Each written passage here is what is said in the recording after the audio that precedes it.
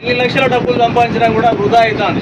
కాబట్టి మనం ఈ రోజు నుంచి అయినా మీరు ఇప్పుడు ఈ మేళకు వచ్చిన తర్వాతనైనా పెట్టండి. ఇప్పుడు ఇంకొకటి వ్యవసాయంలో కూడా మీకు కొత్త వంగడాలంటే ఇప్పుడు బాయిలర్ చికెన్ ఉంది, ప్రతి ఒక్కరికి తెలుసు, ప్రతి ఇంట్లో ఐఫోన్ ఉన్నది. మనకు వచ్చే మన పిల్లలు 6 సంవత్సరాలకు 7 సంవత్సరాలకు మన ఆడపిల్లలు పెద్ద మనుషులు అవుతారు. దేనివల్ల అవుతారు? ఈ బాయిలర్ చికెన్ వల్ల మనం వాడే జీన్ మామిడిఫైడ్ రైస్. పూర్వము మనకు ఈ సామ మసూరి, విజయ మసూరి అనే బియ్యం లేవు మనకు. ఇప్పుడు ఇవన్నీ వచ్చిన తర్వాత మనకు అనారోగ్యాలతో పాటు ఆర్థికంగా కూడా నష్టపోతున్నాం. ఇలా మీరు 40 క్వింటాలు 50 క్వింటాలు పండించి ఒక అమ్మాయి డెలివరీ కావాలంటే హాస్పిటల్ ఎంత ఖర్చు అవుతుంది, ఒక ప్రెగ్నెన్సీ కావాలంటే ఎంత ఖర్చు అవుతుంది, ఒకసారి మనం హాస్పిటల్ పోతే ఒక కిడ్నీ ప్రాబ్లం అయితే ఎంత ఖర్చు అవుతుంది, ఒక లివర్ దెబ్బతింటే ఎంత ఖర్చు అవుతుంది, మానసికంగా కుటుంబం ఎంత ఇబ్బంది పడుతుంది. ఇంతకుముందు మన అయ్యకు మనం తలగోరు పెట్టేందుకు మనం మిగిలినాం. ఇప్పుడు మన ఉన్న పిల్లలకు తండ్రులు తలగోరు పెట్టే పరిస్థితి వస్తుంది. ఈ మందుల కూడు తినడం వల్ల మెంటల్గా మైండ్ మ్యాచర్ అయితే లేదు. ఒక పిల్లగానికి తండ్రి చెప్పే పరిస్థితి లేదు. తండ్రి చెప్పకుండా తండ్రి బండి కొనిస్తాడు, ఆ బండి వేసుకుపోయి వాడు ఎక్కడ పడతాడో మీ అందరికీ తెలుసు.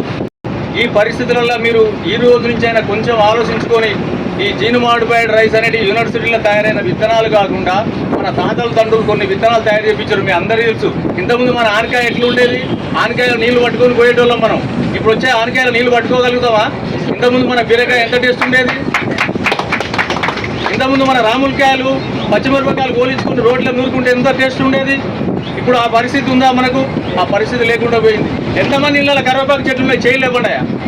ఎంతమంది ఇళ్ళ నిమ్మ చెట్టు ఉన్నది? ఎంతమంది ఇళ్ళ నిమ్మ చెట్టు? ఓకే, సంతోషం. ఇలాంటివి మనం చిన్న చిన్న ట్రిక్స్ ఇవి వాడడం వల్ల కొంతవరకు మనకు ఆరోగ్యం సహకరిస్తుంది. రాబోయే రోజుల్లో మనకు పిల్లలకు ఆస్తులు ఇచ్చుడు కాదు, ఆరోగ్యాన్ని ఇవ్వాలంటే ఇప్పటి నుంచైనా మీరు ఈ సామ మసూరి, విజయ మసూరి బియ్యం కావు.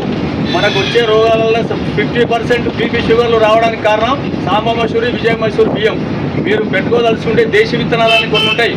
భూమి మీద మానవులు పుట్టినప్పుడు భగవంతుడు ఏమి ఇచ్చిండంటే పక్షులకు పనులు ఇచ్చిండు. వాటికి రోగాలున్నాయా? ఏ పక్షి కన్నా హాస్పిటల్ ఉందా? జంతువులకు గడ్డి ఇచ్చిండు. మన అయ్యా ఎన్నడు కూడా గవర్నమెంట్ హాస్పిటల్కు గొడ్డదావకానికి ఎద్దును తీసుకపోలే. ఇవాళ మన పరిస్థితి ఏమున్నది? అయిపోయిందా? తాడి చెట్టుకి ఎవరన్నా మందేస్తానరా?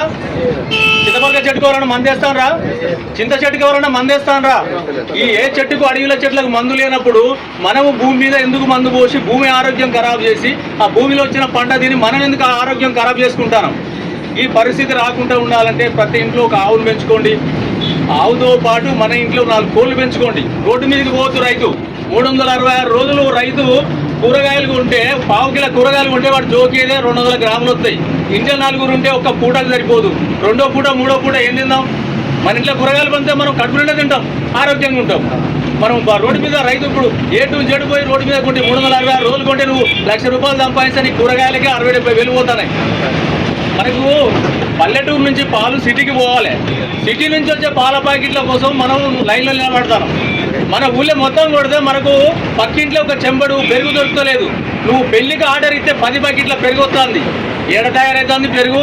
ఎక్కడి నుంచి వస్తున్నాయి పాల ప్యాకెట్లు? నువ్వు వ్యవసాయం చేస్తూని భూమి ఉన్నోని పిల్ల మొగలు బయకాడిపోతావు, ఇంట్లో పాలు లేవు. కానీ హైదరాబాద్ సిటీలో ఏసీలో ఉంటాడు పాలు పంపిస్తాడు మనకు. ఇది కొంచెం ఆలోచించండి. ఇది పెద్ద పనేం కాదు. ఒకప్పుడు మాకు అయ్యగారి పెళ్లికి ఇనుగుర్తుల పెళ్లి ఏంటంటే బిందెల కొద్ది పాలు మా ఊళ్ళు ఇచ్చేవాళ్ళు. ఇలా మా అయ్యగారి పిల్లలు కూడా వచ్చి ఇనుగుర్తుకు వచ్చి పాల ప్యాకెట్లు కొనుక్కొచ్చుకుంటారు. కొంచెం ఆలోచించండి, ఎక్కువ అవసరం లేదు ఇది. ఎందుకంటే మన ఆరోగ్యం లేని మనం ఎన్ని ఆస్తులు సంపాదించినా వృధా ముచ్చట. పక్కేమాటోడు 10 బస్తాలు పోసిండు, నేను 20 బస్తాలు పోసిన అనేది పక్కకు పెట్టండి.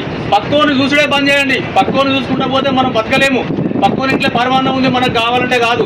మన శక్తి సామర్థ్యాలు మన తల్లిదండ్రులు మనకి ఏమి ఇచ్చిర్రో దాన్ని చూసుకుంటేనే మనం ముందుకు పోవాలి తప్ప పక్కింట్లో వాడు ఏసీ తెచ్చుకున్నాడు, ఫ్యాన్ తెచ్చుకున్నాడు, వాడు బిర్యానీ వండుకున్నాడు, మనకు వద్దే వద్దు.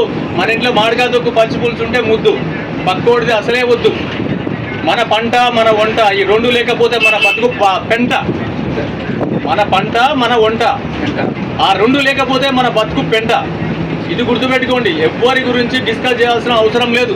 ఎప్పుడు ఒకరిని చూసి పోల్చుకోవద్దు. రైతు పక్క మంటల గురించి ఎప్పుడు పోల్చుకోవద్దు. పొద్దున లేగానే ఫస్ట్ ఇవాళ మన ఊళ్ళో యాపపుల్ల లేవా? ఎవరిని చూసినా పేస్ట్లు వాడతా. పేస్ట్ అంటే ఏంటిదా? పేస్ట్ అంటే కెమికల్ కాదా? ఆ కెమికల్ నోట్లేకపోతే క్యాన్సర్ వస్తలేదా? కలుపు మందు కొడితే వరాలు కూలిపోతాయి. వరాలు కూలిపోయిన తర్వాత నువ్వు ఆ కలుపు మందు కొట్టిన పంట తింటే నీ పేగులు ఉంటాయా? అంత పెద్ద వరం కూలిపోం కానీ పేగులు ఎంత? ఒకసారి ఆలోచించండి. ఈ పెద్ద విషయాలు ఏం కావు. మనం వీటిని తలుచుకుంటే ఇంత కొత్తది ఏం కాదు. గత 50-60 సంవత్సరాల కాడ నుంచి మనం మారినాము. ఇక మళ్ళీ ఒకసారి మనకు మార్పు కావాలంటే కంపల్సరీ ఇంకా కొద్ది రోజులు పోతే మనకు ఇంకో 20 డేస్లో జిలుగులు వస్తాయి. ఎంతమంది 100 ఏళ్ల మీద లెక్క పెట్టే మంది కూడా రైతులు ఫ్రీ సబ్సిడీ వచ్చిన జిలుగులు కూడా ఎత్తలేరు. ఆ భూమికి ఏమి ఇవ్వకపోతే మనకి ఏమొస్తుందా? ఇలా గవర్నమెంట్ అది బస్సు పెట్టింది కాబట్టి బస్సులో మనం పోతున్నాం కాబట్టి మీటింగ్ పోతాను. ఆ భూమికి కూడా రీఛార్జ్ చేయాలి కదా. సెల్లు బ్యాలెన్స్ అయిపోతే 5 నిమిషాలు రీఛార్జ్ చేయించేదాకా నిద్ర పడతలేదు. ఇంట్లో ఫ్యాన్ బంద్ అయితే వాడు మెకానికల్ వచ్చి రిపేర్ చేసేదాకా నిద్ర పడతలేదు. మరి నీ భూమికి ఛార్జింగ్ లేనప్పుడు నీకు ఎట్లా నిద్ర పడుతుందా? ఎండాకాలం వచ్చింది, దానికి కావాల్సింది ఎందుకు మొక్కజొన్న కాలబెడతాను? మొక్కజొన్న కాలబెట్టి ఉపయోగమైంది పొలాలు ఎందుకు కాలబెడతాను? మన చర్మం కాలిన మనిషి బతుకుతాడా? మరి భూమి చర్మం కాలిపోయిందా? సూక్ష్మజీవులు ఉంటాయి అలా. ఆ భూమి ఎట్లా పంట వస్తుంది మనకు?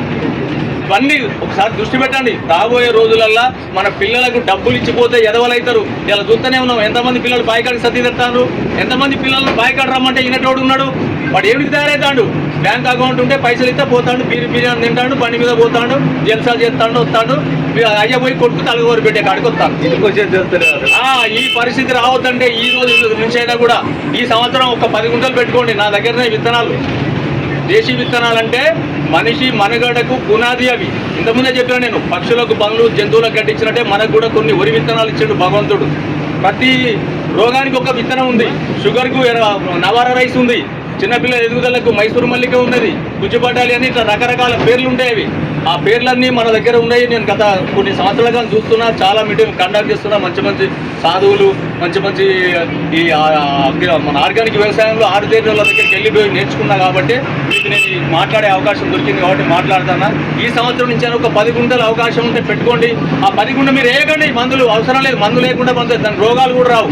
మీరు పక్కా జీలుగులు వేయండి, నవధాన్యాలు చల్లండి. ఒక 10 గుంటలల్లా మీ ఇంటి మందం పెట్టుకోండి, అమ్మడం కోసం పెట్టకండి. ఆ తర్వాత మీకు అనుభవం వచ్చినాక పెట్టుకుందరు. కానీ ఈ సంవత్సరం నుంచి అయినా మీ అందరితోటి ఈ రోజు నాకు మాట్లాడే అవకాశం దొరికినందుకు చాలా సంతోషపడుతున్నా. అందరికీ నమస్కారం.